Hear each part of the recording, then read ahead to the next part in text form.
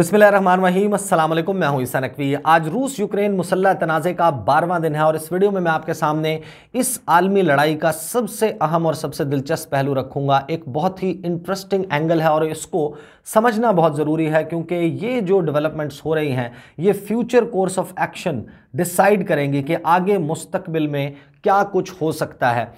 थोड़ा सा मुश्किल ज़रूर है ये एंगल, लेकिन मुझे अंदाज़ा है कि मेरे चैनल पर मुझे फॉलो करने वाले लोग माशाल्लाह बहुत इन्फॉर्म्ड लोग हैं। गुज़श्ता वीडियो में मेरे से एक पार्शल एरर हुआ, बहुत सारे लोगों ने कमेंट्स बॉक्स में उसकी निशानदेही की। दानिश खान साहब के कमेंट के नीचे मैंने कमेंट करके उसकी तस्हीह करके, क्योंकि कभी कभी जल्दबाजी में हम अल्फाज का चुनाव दुरुस्त तरीके से नहीं करते। बहरहाल वो मैंने पिन कर दिया था, बहुत सारे लोगों ने देख लिया होगा। अब आ जाते हैं इस वीडियो की तरफ जो कि बहुत इंटरेस्टिंग एंगल है। गुज़श्ता 12 दिनों में जो डेवलपमेंट्स हुई हैं यूक्रेन और रूस के तनाज़े के तनाजुर में, उन्होंने सऊदी अरब को इस तमाम आलमी लड़ाई का एक बहुत अहम, एक मेजर और एक की प्लेयर बना दिया, क्योंकि इस वक्त सऊदी अरब के वली अहद मोहम्मद बिन सलमान मुकम्मल मूड में नज़र आ रहे हैं कि उन्होंने अमरीकी सदर जो बाइडन से इंतकाम लेना है। यह भी आपको बताऊंगा कि इंतकाम किस बात का लेना है, लेकिन जो इंतकाम लेने का सिलसिला उन्होंने शुरू किया उसने अमरीका और उसके इत्तेहादियों को एक बहुत बड़ा धचका लगाया। ऑन द साइड नोट मैं आपको बता दूं कि जिस वक्त मैं ये वीडियो रिकॉर्ड कर रहा हूं उस वक्त अमरीका का एक आला सतही डेलीगेशन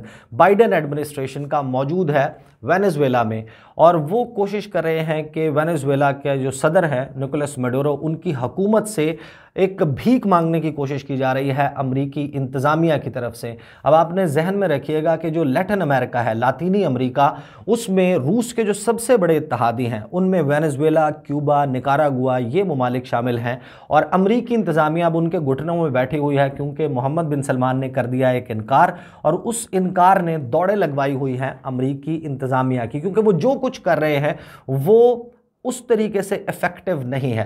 अब अमेरिका और उसके इत्तेहादियों का यूक्रेन के तनाज़े में और यूक्रेन की हिमायत में जो सबसे बड़ा और कारगर हथियार अब तक सामने आया है वो है पाबंदियाँ। और जिस वक्त ये अंदाज़े लगाए जा रहे थे कि रूस यूक्रेन पर हमला करने वाला है, उस वक्त बड़े एस्टिमेट लगाए गए किस किस्म की पाबंदियां होंगी। उस वक्त इस किस्म के एस्टिमेट्स नहीं थे कि इतनी संगीन, इतनी सख्त पाबंदियां लगाई जाएंगी अमेरिका और उसके इत्तेहादियों की तरफ से, लेकिन वो पाबंदियां आई। कुछ मैं आपको बता दूं, और बहुत सारे लोगों को पता भी है कि इस वक्त HSBC, Google, Facebook, Apple, Shell, Dell, Intel, बड़ी बड़ी कंपनियां, इसके अलावा बेशुमार कंपनियां हैं जो रूस में अपने बिजनेसेस ठप कर चुकी हैं। उनके ओलिगार्क्स, जो उनके बिलियनियर्स हैं, बिजनेस टाइकून्स हैं, उनके एसेट्स फ्रीज किए जा रहे हैं, उन पर पाबंदियां लगी हैं। इसी तरीके से सदर पुतिन और जो उनकी नेशनल सिक्योरिटी काउंसिल है उनके मेंबरान के ऊपर सैंक्शंस लगाई गई हैं, रूसी बैंकों के ऊपर सैंक्शंस लगाई गई हैं, और इन सैंक्शंस के बाद जाहिर है कि ये इस किस्म की पाबंदियां हैं जो दुनिया के कोई भी मुल्क हो उसकी मईशत, इसको ज़्यादा अरसे तक सहारने की जो है वो सलाहियत नहीं रखती, और रूस की सूरत हाल भी यही नज़र आती। लेकिन अमेरिका और उसके इत्तेहादी रिलक्टेंट हैं इस वक्त रूस के एक सेक्टर को पाबंदियों की जद में लाने से, और वो सेक्टर है उनका oil sector, oil and energy, petroleum sector. उसके ऊपर पाबंदियां लगाने से अभी तक गुरेज किया गया है, उसकी इंपोर्ट्स नहीं रोकी गई, उनकी एक्सपोर्ट्स को सैंक्शन नहीं किया गया अमेरिका और उसके इत्तेहादियों की वजह से। और ये वो वजह है जिससे आप समझें कि रूस को एक लाइफ लाइन मिली है इस तमाम तनाज़े में। आज हम जब बात कर रहे हैं, जो ब्रेंट क्रूड है उसकी प्राइसेस $140 फी बैरल को टच कर गई हैं। क्रूड ऑयल 126-127 क्रॉस कर चुका है, और इंसानी तारीख में जो ऑयल प्राइसेस सबसे ज़्यादा 2008 में कहा जाता है रही, उस बैरियर को टच कर चुका है इस वक्त पूरी दुनिया में ऑयल, क्योंकि मार्केट में जो है मुकम्मल तौर पर इंस्टेबिलिटी है। और अब मैं आपको बताता हूं कि इसका बहुत ही इंटरेस्टिंग एंगल, क्योंकि अमेरिका और इसके इत्तेहादी वो किस तरीके से इससे बाहर निकल सकते हैं। आपको मालूम है कि जो पूरी दुनिया है उसमें इकोनॉमी जो है वो डिमांड एंड सप्लाई के कॉन्सेप्ट पे चलती है, तलब और रसद। मैं खुद इकोनॉमी का कोई बहुत बड़ा एक्सपर्ट नहीं हूँ, लेकिन हर बंदे की ज़ाहिर है कि बेसिक अंडरस्टैंडिंग होती है कि अगर एक चीज़ मार्केट में शॉर्ट है, नहीं अवेलेबल दुकानों पर, तो फिर लोग ज़्यादा कीमत में उसको ख़रीदते हैं, कीमतें बढ़ जाती हैं। डिमांड एंड सप्लाई जो है वो डिटरमिन करती है, और इस वक्त जो पूरी दुनिया में मार्केट्स का कॉन्फिडेंस हिला है, शेक किया है उसने, उसकी वजह से ऑयल प्राइसेस ऊपर चली गई हैं। एक तरफ रूस को बिलियंस ऑफ डॉलर्स का नुकसान हो रहा है इन पाबंदियों की वजह से। दूसरी तरफ जो ऑयल प्राइसेस और पेट्रोलियम प्रोडक्ट्स की प्राइसेस ऊपर गई हैं, रूस का बड़ी हद तक जो जितना बड़ा डेंट डल सकता था वो नहीं डल रहा, क्योंकि अमेरिका और उसके इत्तेहादी ममालिक, अमेरिका खुद बजाते खुद बहुत ज़्यादा डिपेंडेंट नहीं है रूस के तेल के ऊपर, लेकिन जब आलमी मार्केट इम्पैक्ट करती है, उसका इम्पैक्ट आलमी मार्केट पर आता है, तो फिर जाहिर है कि वो इन्फ्लेशन ट्रांसफ़र होती है। पूरी दुनिया इंटरकनेक्टेड है। अमेरिका के जो करीबी इत्तेहादी ममालिक हैं इस लड़ाई में, यूरोप में, वो मुल्क जो इस वक्त यूक्रेन के साथ खड़े हैं, वो डिपेंडेंट हैं, उनके आप यूँ समझें कि उनके चूल्हे जलते हैं रूस की गैस पर, रूस के तेल पर, उनकी गाड़ियाँ, उनका निज़ाम ज़िंदगी जो है वो रूस के एनर्जी प्रोडक्ट्स के ऊपर होता है। अब यही वजह कि उन्होंने पाबंदियाँ नहीं लगाई। इससे छुटकारे का क्या तरीका था? उसका तरीका ये था कि जो ऑयल मार्केट है उसमें आप अंदाज़ा लगा लीजिए कि अमेरिका इस दुनिया में सबसे बड़ा प्रोड्यूसर है, सबसे ज़्यादा ऑयल प्रोड्यूस करता है। कहा जाता है कि जो सबसे ज़्यादा रिजर्व्स मौजूद हैं, ज़खायर मौजूद हैं, वो वेनेजुएला के पास है, लेकिन वेनेजुएला उतना प्रोड्यूस नहीं करता।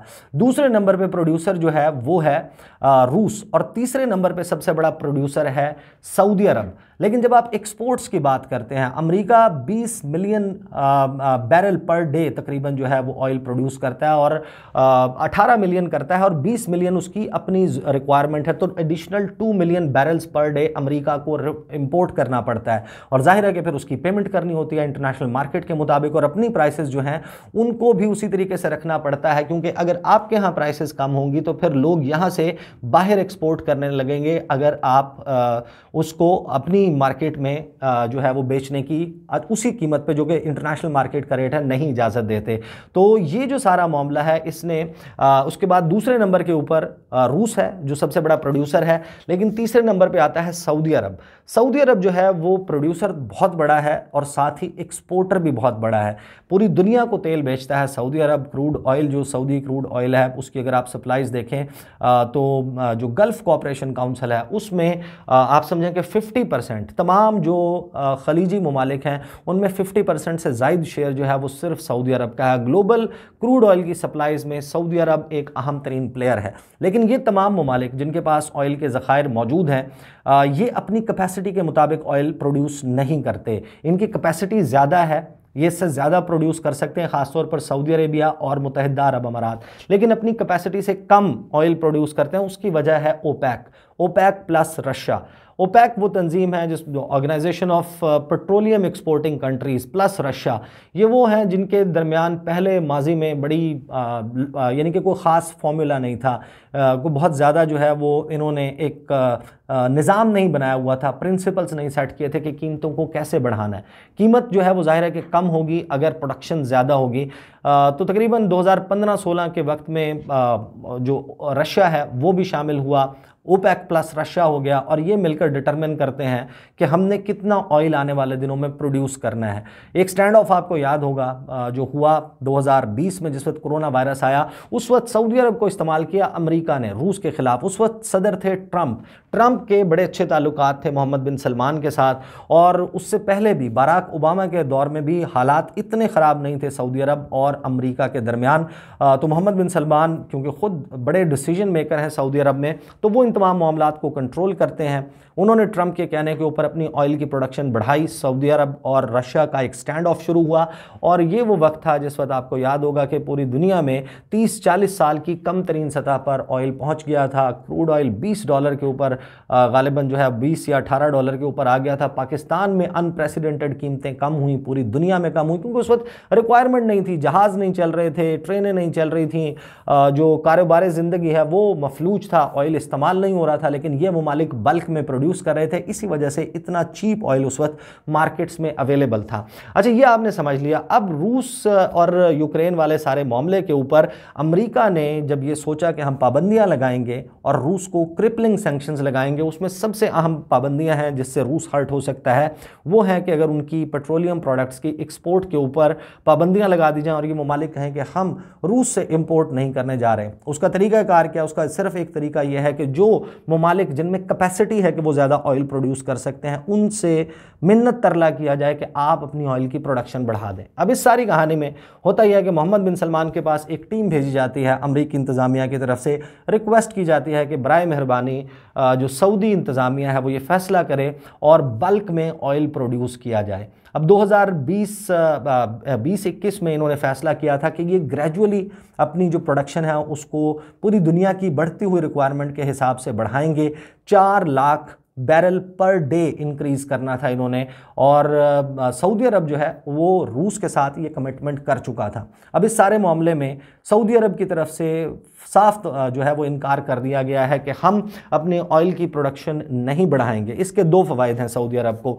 सऊदी अरब जो है वो अपना स्कोर सेटल करेगा अमेरिका के साथ और रूस को भी नाराज़ नहीं करेगा और इस सारे मामले में अपने ऑप्शंस खुले रखेगा। सऊदी अरब की इकोनॉमी खुद एक यानी कि hundreds of billions of dollars वो उसको गेन करेगी क्योंकि इंटरनेशनल मार्केट में प्राइस ज़्यादा होगी। इसका जो सबसे दिलचस्प, क्योंकि ये इसको समझना बहुत ज़रूरी है, इसका जो बैक एंड के ऊपर स्टोरी है, जब मोहम्मद बिन नाइफ सऊदी वली अहद थे, शाह अब्दुल्ला जो है वो सऊदी अरब के किंग थे। 2015 में उनका इंतकाल होता है, उसके बाद शाह सलमान आ जाते हैं और वो डिप्टी क्राउन प्रिंस बना देते हैं मोहम्मद बिन सलमान को। मोहम्मद बिन सलमान एक मीटिंग करना चाहते हैं as deputy crown prince Barack Obama के साथ, उनको धुतकार दिया जाता है, उनको लिफ्ट नहीं करवाई जाती उस वक्त, जिसके बाद वो रूस के सदर व्लादिमीर पुतिन से मुलाकात करते हैं। लेकिन फिर अमेरिका इस बात पर जल जाता है कि मोहम्मद बिन सलमान ने क्यों मुलाकात की। फिर उनकी मुलाकात शहजादा नाइफ के साथ ही 2016 में जो है हो जाती है और फिर एक सिलसिला चेंज होता है। मोहम्मद बिन सलमान बन जाते हैं वली अहद, क्राउन प्रिंस बन जाते हैं और 2016 में आ जाते हैं डोनाल्ड ट्रंप। डोनाल्ड ट्रंप का इस दुनिया को डील करने का बिल्कुल मुख्तलिफ तरीका था। डोनाल्ड ट्रंप जो है वो अब्दुल फत्ताह अल सीसी को कहते थे कि ये मेरा फेवरेट डिक्टेटर है, किसी को अपना ट्विन ब्रदर कहते थे और जो बाद में बहुत सारे लीक्स सामने आए उसके मुताबिक डोनाल्ड ट्रंप बिजनेसेस के बारे में बात करते थे मोहम्मद बिन सलमान से कि मैंने इतने अरब डॉलर कमा लिए हैं, तुमने कितने अरब डॉलर कमाए हैं। तो उनकी बड़ी दोस्ती थी और सऊदी अरब वो मुल्क था जो अमेरिका के नए सदर ने डोनाल्ड ट्रंप ने फैसला किया कि ये वो पहला मुल्क होगा जिसका मैं दौरा करूंगा। 3 अरब डॉलर से ज़ायद की असलहे की उनको डील दी। इसी तरीके से जो यमन में वॉर जारी थी उसके लिए डोनाल्ड ट्रंप ने मुकम्मल सपोर्ट का ऐलान किया। डोनाल्ड ट्रंप के इस दुनिया के हवाले से अज़ाइम बड़े डिफरेंट थे। वो एक मिडल ईस्ट पीस प्लान ला रहे थे, वो अरब ममालिक और इसराइल के दरमियान ताल्लुकात जो है उनको नॉर्मलाइज करने जा रहे थे। जैरेड कुशनर जो कि दामाद हैं डोनाल्ड ट्रंप के, उनकी बड़ी दोस्ती थी मोहम्मद बिन सलमान से। तो ये सारा मामला मिलकर एक गेम चलती रही और उसी दौरान हो जाता है मर्डर जमाल खाशोगी का। आपको मालूम है कि जो तुर्की में सऊदी कॉन्सुलेट में मर्डर हुआ वॉशिंगटन पोस्ट के कॉलमिस्ट, उस वक्त बड़ा शोर मचा। CIA ने कहा, CIA की फाइंडिंग ये थी कि मोहम्मद बिन सलमान उसमें बजाते खुद मुलव्वस हैं, उन्होंने इसके ऑर्डर्स जारी किए थे। उस डायरेक्टर की, CIA के डायरेक्टर की इस बात के बावजूद डोनाल्ड ट्रंप कहते हैं he may be involved and he may not be, maybe he did, maybe he didn't। ये बात कहकर मोहम्मद बिन सलमान को आप समझें कि इस सारे मामले से रेस्क्यू करते हैं और फिर आ जाता है 2020 का इलेक्शन। 2020 के इलेक्शन में बड़ा इंटरेस्टिंग काम होता है कि जिस वक्त डिबेट चल रही होती है डोनाल्ड ट्रंप और सदर बाइडन के, उस वक्त सदर नहीं थे, सदर के कैंडिडेट थे उनके दरमियान, उस वक्त मोहम्मद बिन सलमान के हवाले से और सऊदी अरब के हवाले से जो बाइडन कहते हैं कि मैं जिस वक्त सदर बनूंगा मैं वो रिपोर्ट जारी करूंगा CIA की जो इम्प्लीकेट करती है मोहम्मद बिन सलमान को। और फिर उन्होंने कहा कि I will make Mohammed bin Salman and I will make Saudi Arabia a pariah of the world, यानी कि उनको अछूत बना दूंगा मैं सऊदी अरब को और मोहम्मद बिन सलमान को इस दुनिया में। और यमन के हवाले से जो वेपन्स देता है अमेरिका, उसको मैं उसको बेचने का सिलसिला उसको रिव्यू में डाल दूंगा। फिर वो सदर बन गए, वो सदर बने, उन्होंने 3 से 4 काम किया। आपको याद होगा कि जो वाइट हाउस की तर्जुमान है जेन साकी, उनकी तरफ से बार बार ये बयान आया था कि हम जो है वो रिकैलिब्रेट कर रहे हैं सऊदी अरब के साथ अपने ताल्लुकात को, और उस रिकैलिब्रेशन में उन्होंने असलहे की सेल भी रोक दी थी और साथ ही उन्होंने ये फैसला किया था कि मोहम्मद बिन सलमान का लेवल नहीं बनता कि वो जो बाइडन के साथ बराह रास्त गुफ्तगू कर सकें, उनका लेवल बनता है डिफेंस सेक्रेटरी लॉयड ऑस्टिन के साथ। तो अब राब्ता अगर होगा तो सदर करेंगे किंग के साथ, यानी कि जो बाइडन का राब्ता होगा तो किंग सलमान के साथ होगा, और अगर मोहम्मद बिन सलमान को एक्सेस चाहिए अमेरिका से बात करनी है तो फिर वो बात करें जनरल लॉयड ऑस्टिन से। इसी बात पे बड़ी गर्मा गर्मी हुई और उसी दौरान अमेरिकी इंतज़ामिया ने वो रिपोर्ट भी जारी कर दी। सऊदी अरब और या सऊदी अरब की बजाय ये कहा जाए तो ज़्यादा बेहतर है कि मोहम्मद बिन सलमान और अमेरिका के दरमियान ताल्लुकात जो है वो बिल्कुल एक तरीके से पॉइंट ऑफ नो रिटर्न पे पहुंच गए, कम से कम जो मौजूदा अमेरिकी इंतज़ामिया उसके साथ। अब मोहम्मद बिन सलमान के पास ऑप्शंस क्या हैं? उनको चाहिए रिकग्निशन। अगर उन्होंने, क्योंकि वो डिफेक्टो रूल यानी कि किंग तो हैं सऊदी अरब के, लेकिन अगर उन्होंने इस हवाले से रिकग्निशन चाहिए, उन्होंने अपने इक़्तिदार को दवाम बख्शना है, तो फिर उसके लिए उन्हें चाहिए कि अमेरिका उन्हें रिकग्नाइज़ करे। इसी वजह से उन्होंने लॉयड ऑस्टिन से एक मीटिंग से एक दिन पहले इनकार कर दिया था। वो विज़िट जो है उसके हवाले से आपने तफसीलात देखी होंगी। और साथ ही उनको जो है वो न सिर्फ ये चाहिए कि ये हो जाए, बल्कि रूस के साथ भी अपने ताल्लुकात बेहतर रखना चाहते हैं। जो अमेरिका मुख्तलिफ ऑयल तनसीबात की हिफाजत के लिए मुआवनत करता है सऊदी अरब की, उसमें जो एक्सपर्टीज़ हैं, जो उसके पैट्रियट समेत जो दीगर मिसाइल डिफेंस सिस्टम है वो फ्राहम करता है, उसकी फ्राहमी भी जारी रहे। अब इस सारे मामले पे बड़े अपने पत्ते बेहतरीन तरीके से खेले। मोहम्मद बिन सलमान ने एक इंटरव्यू दिया दी अटलांटिक को। उन्होंने कहा कि अगर बाइडन मुझे मिसअंडरस्टैंड करते हैं, मुझे दुरुस्त नहीं समझते, तो मुझे इस बात से कोई फ़र्क नहीं पड़ता। और फिर हमने देखा कि उन्होंने ऑयल की प्रोडक्शन जो है उसको उसमें इजाफे से इनकार कर दिया। मोहम्मद बिन सलमान की बात हुई रूस के सदर व्लादिमीर पुतिन के साथ, और साथ ही उन्होंने जो यूक्रेन के सदर हैं वोलोदिमीर ज़ेलेंस्की, उनके साथ भी बात की और मीडिएट करने की बात की। तो ये पोजीशन है सऊदी अरेबिया की। और अमेरिका और उसके इत्तहादी, जब तक उन्हें सऊदी अरब का अल्टरनेट कोई आसरा नहीं मिलता, क्योंकि सऊदी अरब इनकार कर चुका है, वो रूस को वो डेंट नहीं डाल सकते उसकी इकॉनमी को इस लड़ाई में, जो कि रूस को वो डालकर मजबूर कर सकते हैं कि रूस उनकी टर्म्स पर रुसवा होकर यूक्रेन से निकले। और इस सारे मामले में ये मामला है जो फंसा हुआ है। और निकारागुआ, क्यूबा, और मैं इसकी वेनेजुएला की मिसाल आपको स्टार्ट में दी थी कि क्या चल रहा है। निकोलस मेडुरो की वो हुकूमत है जिसके खिलाफ अमेरिका 2013-14 ऑनवर्ड आप देखें कि वहाँ पर वेनेजुएला के हवाले से उनकी क्या पॉलिसीज़ हैं, सैंक्शंस लगाई हुई थी।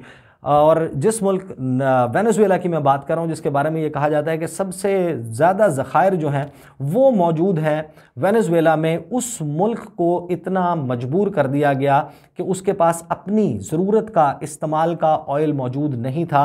गुज़श्ता साल और फिर उससे पिछले साल आपको याद है कि मैंने वीडियोज़ की थी जिसमें मैंने बताया था कि ईरान ने और जो रशिया है उसने वेनेजुएला की मदद के लिए कुछ फ्लोटिलाज भेजे हैं और तेल बरदार जहाज़ भेजे हैं कि वो मुल्क जो सबसे ज़्यादा ज़खायर रखता है वो अपनी ज़रूरत पूरी कर सके। और उस वक्त अमेरिका ने, आपको याद होगा, ये भी कहा था कि हम इन जहाज़ों को तबाह कर देंगे। और इस सारे मामले में आप इंटरेस्टिंग देखें ये एंगल कितना है कि अमेरिका जो है, अमेरिका और उसके इत्तहादी इस वक्त उसी वेनेजुएला के सामने बैठे हैं कि किसी तरीके से ये अपनी ऑयल प्रोडक्शन बढ़ाएं सऊदी अरब के इनकार के बाद, ताकि हम रूस को जो फ़ायदा पहुंच रहा है बिलियंस ऑफ डॉलर्स में, उससे किसी तरीके से जान छुड़ा सकें। ये सारा मामला है और इसी इनकार की वजह से एक और चीज़ डेवलप हो रही है, वो बहुत इंटरेस्टिंग है। इंशाल्लाह अगली वीडियो में मैं आपके सामने रखूँगा। अब तक के लिए मुझे इजाज़त दीजिए। अल्लाह हाफ़िज़।